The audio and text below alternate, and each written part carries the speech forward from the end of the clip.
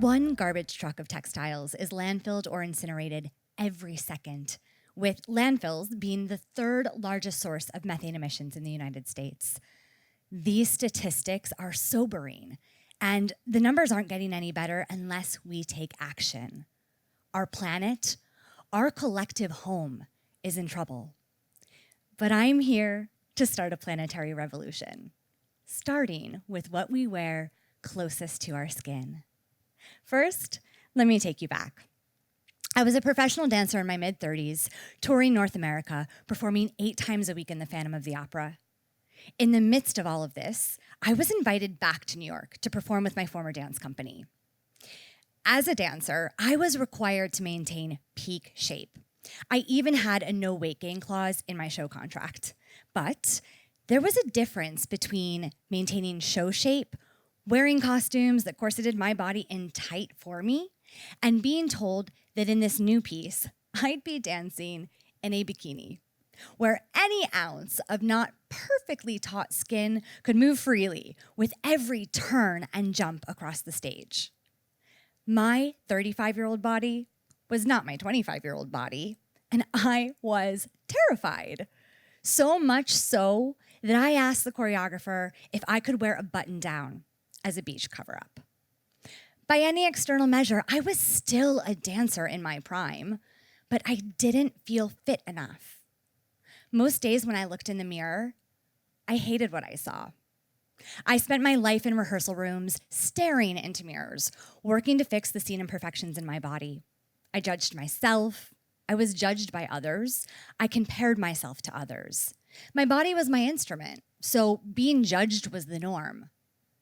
It took me years and quite a bit of therapy to move away from this perfectionist mindset that plagued me and to separate my self-worth from what I saw in the mirror.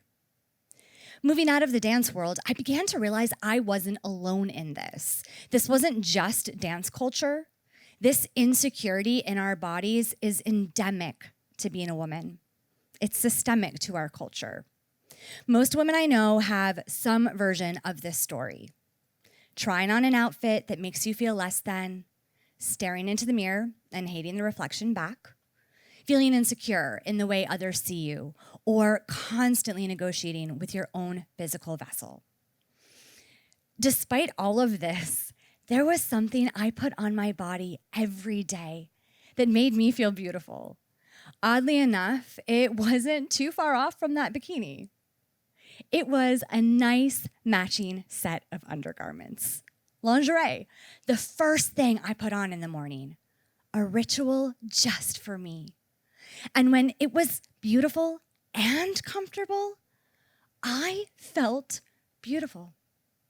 But as I really started to consider these garments, I couldn't stop asking questions about them. Now, I've worked with textiles and dyes in various forms for years. In between theater gigs, I always had a side project. One day, while I was admiring some fabric that I had naturally dyed, I had a thought.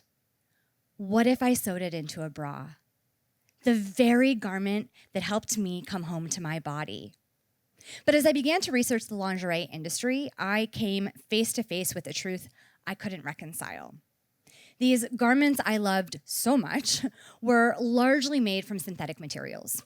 Nylon, polyester, elastane, all derived from fossil fuels, all coming from opaque supply chains containing potentially harmful chemicals, including skin irritants and endocrine disruptors, all shedding microplastics, which are now being found in our bodies, with early studies showing inflammation and damage to cells and DNA. Even natural fibers, like cotton, can potentially contain harmful chemicals from dyes and finishers. And in searching for undergarments free from fossil fuels and nasty chemicals, my choices were boring and basic, not pieces that supported the desire to come home to my body. I believe there is power in what we wear closest to our skin. These largely unseen garments can literally and figuratively support how we move through our day. I know this firsthand in the shift in posture that comes from putting on a well-fitting set, or the confidence that exudes in knowing you're wearing something beautiful underneath.